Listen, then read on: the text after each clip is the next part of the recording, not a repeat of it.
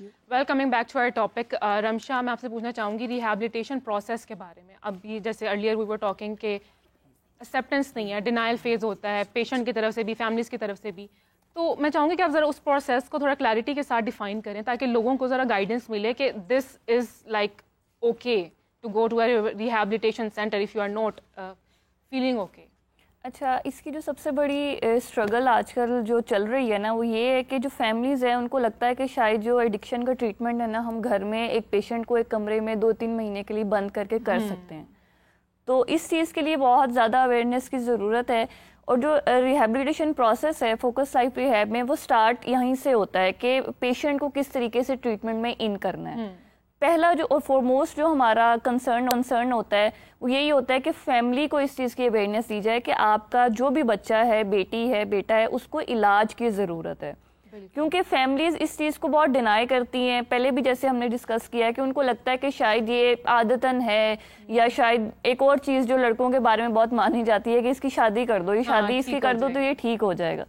تو یہی میسج میں سب پیرنٹس کو دینا چاہتی ہوں کہ سب سے پہلا جو سٹیپ ہوتا ہے وہ یہ ہوتا ہے کہ فیملی کی کاؤنسلنگ کی جاتی ہے. فیملی کو اس چیز کے لیے اویئرنیس دی جاتی ہے کہ آپ کا جو پیشنٹ ہے وہ برا نہیں ہے, صرف بیمار ہے.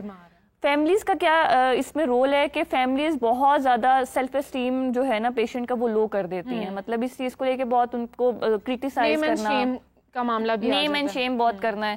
اور ان کو کیونکہ اویئرنیس نہیں ہے اس چیز کی کہ یہ ایک ڈیزیز ہے, جیسے ہم باقی ڈیزیز کا ٹریٹمنٹ کرواتے ہیں اور اس کے لیے ہم کسی قسم کی جھجک محسوس نہیں کرتے.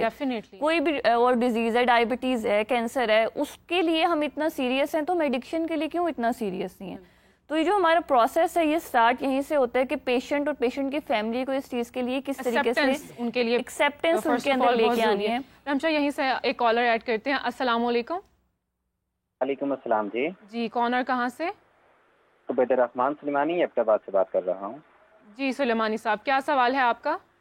اچھا, میرا سوال یہ ہے کہ اکثر جو منشیات فروش ہوتے ہیں ان کو پولیس پکڑ لیتی ہے, تو اس منشیات کا پتہ نہیں لگتا اس سے کیا جاتا ہے. تو لوگوں کے ذہنوں میں یہ سوالات آتے ہیں کہ یہ جو منشیات ہے یہ پولیس والوں کے پاس ہوتی ہے. تو لوگوں کے ذہن یہ بھی کہتے ہیں کہ سب سے زیادہ جو استعمال کی جاتی ہے وہ پولیس ہی کرتی ہے. تو میرا یہ سوال ہے کہ یہ جو لوگوں سے برآمد کی جاتی ہیں یہ چیزیں, اس کا کیا جاتا ہے, اور کیا یہ واقعی دوبارہ استعمال میں لائی جاتی ہے یا اس کو ضائع کر دیا جاتا ہے؟ جی ذوالفقار صاحب, اس کا جواب دیتا ہوں. اس میں سب سے پہلے یہ ہے کہ جو آپ کے ایف آئی آر ہے, ابھی اس کیس کا اگر ڈیسیژن نہیں ہوا یا ڈیسیژن جب ہو جاتا ہے تو پورے پاکستان میں چاروں صوبوں میں اور خاص کر فیڈرل کیپٹل میں اینٹی نارکوٹکس فورس جو ہے وہ اس کو برن کرتی ہے. پہلے کسٹم خود کرتا تھا, لیکن کسٹم نے بھی اے این ایف کو ساتھ اٹیچ کر لیا. پولیس وہ خود وہاں جب ڈرگ برننگ سرمنی ہوتی ہے, یہ لوگوں کے ذہن میں ہے, بہت سارے سوالات کے مکس ہیں, اس میں شک والی بات بھی نہیں ہے, لیکن 90% وہ اس سپورٹ پہ جو جتنے بھی کیسز کا فیصلہ ہو چکا ہے, جتنی آپ کی کوانٹٹی ہے, وہ آن دا اسپاٹ جج بھی ہوتا ہے, جو نارکوٹکس کا جج ہے وہ بھی ہوتا ہے, اور جس کے کیس ہوتے ہیں پولیس والے وہ بھی, یا جس ایجنسیوں کی, وہ اس کو رائٹ اپ میں لکھ کے اس کی ویریفیکیشن کر کے لوگوں کے سامنے اس کو برن کیا جاتا ہے. یہ ایک بہت سے لوگوں میں ایک یہ بحث چل رہی ہوتی ہے, جو پکڑتے ہیں وہ خود بیچ دیتی ہے پولیس. ہاں اس میں ہے چند لوگ ہیں, لیکن موسٹلی جو ہے نا وہ کیسوں کا جب فیصلہ ہوتا ہے تو وہ ایک ڈرگ برننگ سرمنی کے طور پر اس کو بند کیا جاتا ہے. مطلب وہ ساری جو منشیات جمع کی ہوتی ہے وہ جلا دی جاتی ہے. اچھا, تو جیسے رمشا نے ابھی ایکسپلین کیا پروسیس کے بارے میں, تو میں آپ سے یہ جاننا چاہوں گی کہ اس کا بیسک پروسیس کیا, اگر کوئی فیملی ہے وہ اپنا بچہ یا بچی سبمٹ کرانا چاہ رہی ہے ریہیبلیٹیشن سینٹر میں, تو اس کا کیا پروسیس ہوتا ہے؟ دیکھیں اس کے پروسیس تو ڈفرینٹ ہے. پہلی تو بات یہ ہے, جس طرح رمشا نے بھی کہا کہ فیملی اویئر, فیملی خود انڈرسٹینڈ کر رہی ہے کہ اب فیملی اس وقت انڈرسٹینڈ کرتی ہے جب گھر کے حالات خراب ہو جاتے ہیں. گھر کے حالات خراب ہونے سے, جس طرح میں نے پہلے کہا کہ آپ کا بچہ یا بچی جو آپ کے کنٹرول آؤٹ آف کنٹرول ہوتے ہیں, گھر کی چیزیں توڑ دینا, گھر میں لڑائی جھگڑا کرنا, پیسے چوری ہو جانا, چیزیں بیچ دینا, پھر آپ نا ایک وقت آتا ہے محلے دار بھی آپ کو نا تھوڑا سا, کیونکہ ایک سٹگما ہے نا, آپ اس سٹگما سے بچنا چاہتے ہیں, لیکن وہ سٹگما آپ کے ساتھ ساتھ چلتا ہے. پھر وقت آتا ہے کہ فیملی بھی تھوڑا سا جب انڈر پریشر ہو جاتی ہے تو وہ پھر ٹریٹمنٹ سینٹر پہ کانٹیکٹ کرتی ہے. میرے پاس بہت سے جو کیسز آتے ہیں کیونکہ ہمارا programme is a referral system ہے. ہم گورنمنٹ کے ہاسپٹل میں فری آف کاسٹ بھیجتے ہیں اور باقی جو پرائیویٹ سینٹر ہیں ان کو بھی ہم ریفر کرتے ہیں کیس کم پیسوں میں. یہ نہیں کہ اگر ایک اپر کلاس کا بچہ وہ 3 لاکھ روپیہ یا 4 لاکھ روپیہ دینا چاہتا ہے, ہم کوشش کرتے ہیں اس کا بھی. جب فیملی موٹیویٹ ہو جاتی ہے نا, فیملی موٹیویشن کے بعد ایک اور بڑا مسئلہ امپورٹنٹ ہے, وہ ہے ولنگنیس. اگر پیشنٹ کی ولنگنیس ہے تو وہ ٹریٹمنٹ کے فیز میں زیادہ ریکوری کے چانس سے نکلتا ہے. اگر اس کی وہ کرونک اڈکٹ ہے, وہ ہم فیل کرتے ہیں کہ یہ بیماری نہیں ہے جی, نشہ ہے, یہ بیسیکلی اس کی جو انٹرنیشنل ڈیفینیشن ہے, this is a chronic disease, brain disease, long lasting, manageable but not curable.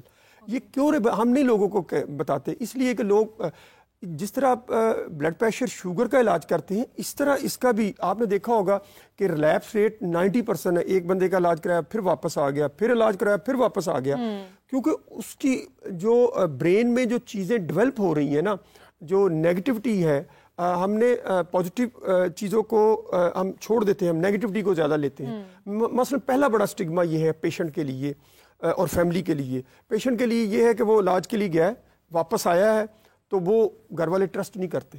Wash room میں گیا 1 گھنٹہ لگا دیا, پیچھے سے نوک کر دی, نوک کرتے ہیں تم کہاں گئے, دوست آ گئے ہیں گھر کے باہر 3-4 کٹھے ہو گئے ہیں, گھنٹہ وہاں بیٹھا ہے, وہ تم نے دوبارہ تو نہیں یہ چیز شروع کرتی. پھر اس کے بعد یہ ہوتا ہے کہ وہ اپنے آپ پہ بھی ٹرسٹ نہیں, اس کا ٹرسٹ ڈیفیسٹ ہو جاتا ہے. وہ کہتے ہیں یار میں تو ایک اچھا بندہ بن کے آیا ہوں, یہ اب مجھے جینے نہیں دیتے. ٹھیک ہے, میں کوئی ایسی گھر میں بات ہوتی ہے, کیونکہ انزائٹی اور depression they are 2 main factor جو آپ کو ڈرگس کی دوبارہ لے کے جاتے ہیں. اب فیملی کی بھی کاؤنسلنگ ضروری ہے اور اس پیشنٹ کی بھی ضروری ہے. ہم پیشنٹ کی بھی ہم سمجھتے ہیں. اچھا ڈاکٹر صاحب, میں آپ سے یہ پوچھنا چاہوں گی کہ ایک پیشنٹ کو ری ہیب تک لے کے جانے میں کیا سٹیپس ہیں, مطلب کاسٹ کتنی آتی ہے, کتنا کاسٹ افیکٹو ہے؟ اب اوبویسلی ایک مڈل کلاس اگر فیملی ہے تو وہ 3-4 لاکھ افورڈ نہیں کر. دیکھیں ہمارے پاس جو آتے ہیں, لیکن ہر ماں باپ چاہتے ہیں کہ ان کا بچہ ہمارا تو شروع سے کام یہ ہے کہ ہم کوشش کرتے ہیں. میرے پاس جب آن لائن پہ ٹیلی فون کال آتی ہیں آفس کے, ہمارا پہلا یہ سوال ہوتا ہے کہ ہم آپ کا فری علاج کروا دیں. جو گورنمنٹ کے ہاسپٹل ہیں, بدقسمتی سے ہمارے ہاں کسی بھی گورنمنٹ نے کوئی ہاسپٹل بنانے میں توجہ نہیں دی, اس میں کوئی شک نہیں ہے. یہ گورنمنٹ ہو, پہلے والی گورنمنٹ ہو, اس سے پہلے والی, اس سے پہلے والی ہو. اب جب آپ دیکھیں جو پہلا سٹیپ ہے, آپ کے پاس پیسے نہیں ہیں, آپ نے علاج کروانا ہے, ہم گورنمنٹ کے ہاسپٹل میں جہاں ہماری کولیبوریشن ہے, ہم ایک لیٹر اس کو اپنے پاس بھی نہیں آنے دیتے. بچے کی ہسٹری لیتے ہیں, اس کو ایز اے ایک کاپی ان کو واٹس ایپ کر دیتے ہیں کہ آپ کسی اس کا پرنٹ نکال لیں, ایک میں MS کو بھیج دیتا ہوں, یا جو متعلقہ ڈاکٹر جس کے ساتھ ہماری, وہ یہ ہے کہ اللہ کا شکر ہے کہ ہمارا جو پیشنٹ ہم بھیجتے ہیں وہ اگلے دن ہی داخل ہو جاتا ہے. گورنمنٹ ہاؤس وہاں سے 20 اور 22 دن کا علاج ہے, فری آف کاسٹ. لیکن جو یہ 20 اور 22 دن کا جو پیریڈ ہے, یہ اتنا امپورٹنٹ جو ہے نا مریض کے لیے نہیں ہے. مریض کے لیے دورانیہ جو دیکھیں 10, 12, 15 دن جو ہے وہ وڈرال کا پیریڈ ہے, اور جو آئس کا جو پیشنٹ ہے وہ تو زیادہ خطرناک ہے, اس کے وڈرال کا لمبا عرصہ ہے. اب 20 دن میں یا 25 دن میں وہ فیملی سمجھتی ہے ٹھیک ہے جی ہمارا بچہ ٹھیک ہو گیا. فیملی اپنا بوجھ نہ دوسروں پہ ڈالتی ہے. اب پرائیویٹ سینٹر ہیں لاہور میں اس وقت 65 سے پلس زیادہ ہو گئے ہیں.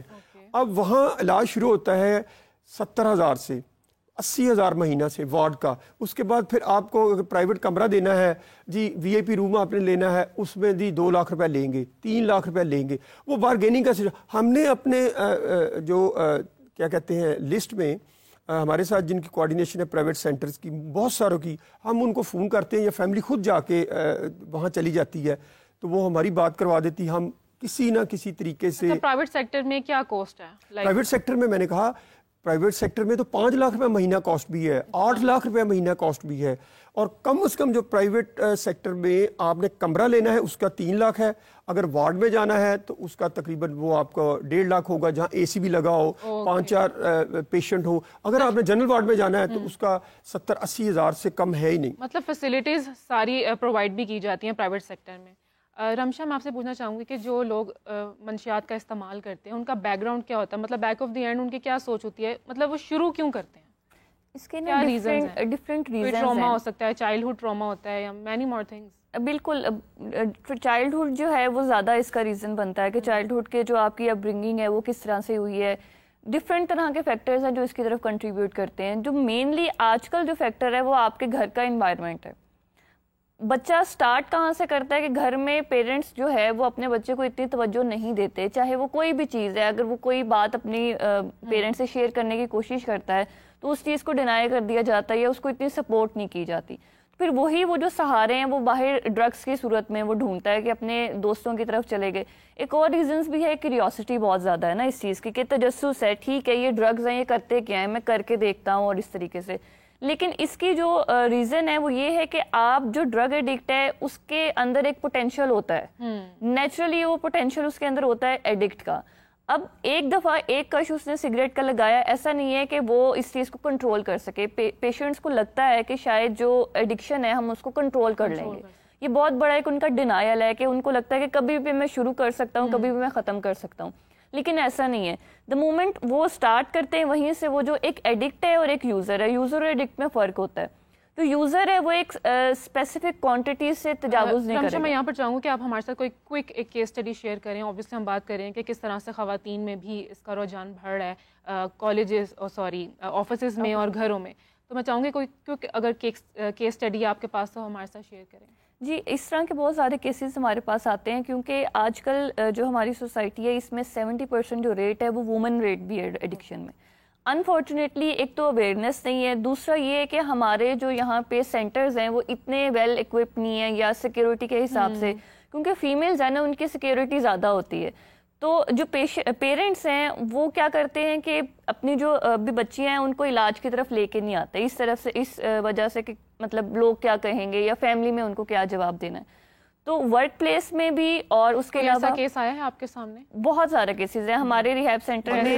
ہم نے ان کے سینٹر میں ہم نے ایک کیس بھیجتے رہتے ہیں. ڈاکٹر اور میل اینڈ فیمیل دونوں میاں بیوی تھے جو لاہور کے ہاسپٹل میں نام نہیں لیتا, تو دونوں ہی نشہ کرتے تھے بیٹھ کے, اور وہ کسی نہ کسی طریقے سے پھنس گئے, اور میاں بھی اور بیوی بھی, اور وہ ورک پلیس پہ بھی کام کرتے تھے, نشہ بھی. اسی طرح ورک پلیس میں جو خاص کر ہیلتھ ہاسپٹلز ہیں, جو نرسز ہیں ہماری, وہ ڈاکٹرز ہیں جو انسٹیٹیوٹ میں پڑھنے والے ہیں, جو پروفیشنل ہیں, ان میں یہ ڈاکٹرز کا بہت ریٹ ہے آج کل. مطلب جو ہمارے سینٹر میں زیادہ جو تعداد ہے نا وہ دیکھنے میں ڈاکٹرز کی ہی آ رہی ہے.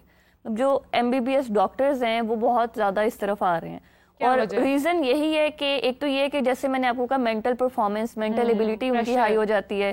پریشر, مطلب وہ کہتے ہیں کہ ہمارا فوکس زیادہ ہو جاتا ہے, ہم یہ ہیش کر کے یا آئس کر کے جب اسٹڈی کی طرف جاتے ہیں تو ہم زیادہ دیر تک, مطلب جو اسپین ہے ہمارا کنسنٹریشن کا وہ بڑھ جاتا ہے, ہم زیادہ دیر تک توجہ اس پہ رکھ سکتے ہیں اور زیادہ اچھے سے پرفارم کر سکتے ہیں. لیکن ایڈکٹ کو یہ پتہ نہیں ہے کہ جب وہ اس کو سٹارٹ کرتا ہے تو وہیں سے وہ اس کا ایڈکٹ ہو جاتا ہے. اور یہ بہت بڑی میتھ ہے جو ایک ایڈکٹ کو لگتا ہے کہ وہ جب بھی اس کو سٹارٹ کرے گا تو اس کو کنٹرول بھی کر لے گا. نہیں, یہ کیونکہ برین کا سارا ڈیزیز ہے. برین فرسٹ ٹائم جو ہے نشہ لینے کے بعد ہی آپ ایڈکٹ ہو جاتے ہیں, ایڈکٹ ہو جاتے ہیں. میں کوئی ٹائم نہیں لگتا کہ چلے 3, 4 یا 5 دفعہ آپ نے کر لیا تو پھر آپ ایڈکٹ ہو. دیکھیں یہ جو ڈیزیز ہے نا یہ پروگریسو ہے, یہ وقت کے ساتھ بڑھتی ہے. جیسے میں نے پہلے بھی بتایا کہ 2 طرح کی کیٹیگریز ہوتی ہیں, ایک ہوتے ہیں ایڈکٹس اور ایک ہوتے ہیں یوزر.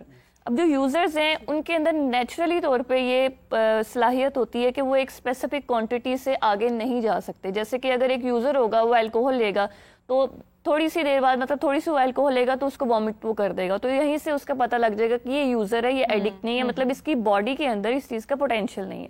لیکن اس چیز کا کوئی ہمارے پاس میجرمنٹ نہیں ہے, کہ پیمانہ نہیں ہے کہ ایڈکشن سے پہلے ہم اندازہ لگا سکیں کہ یہ یوزر ہے یا یہ ایڈکٹ ہے. تو اس لیے جب وہ سٹارٹ کرتے ہیں وہیں سے ان کی باڈی جو ہے وہ اس کی ایڈکٹ ہو جاتی ہے, اور پھر آہستہ آہستہ ظاہر سی بات ہے کہ وہ جو بھی ذہنی ٹینشن ہے یا پریشانی ہے اس کو لے کے وہ پلیجر محسوس کر رہے ہیں, تو جو برین ہے وہ اس کا ایڈکٹ ہو جاتا ہے. اور پھر یہ کیونکہ بڑھتی ہے وقت کے ساتھ, پروگریسو ہے, تو جہاں سے ایک سگریٹ سے آپ نے سٹارٹ کیا ہے, ایسا آج تک میری جو کریئر ہے یا جو ہماری اسٹڈیز ہیں اس میں ہم نے یہ نہیں دیکھا کہ کوئی بھی پیشنٹ ہے جس نے ایک سگریٹ کے بعد یا آگے نہ اس پہ مطلب پروگریس نہ کی ہوئی اس کی ڈیزیز, مطلب بڑھتی ہی دیکھی ہے, ایسے نہیں دیکھا کہ بغیر علاج کے یہ کم ہو گئی ہو.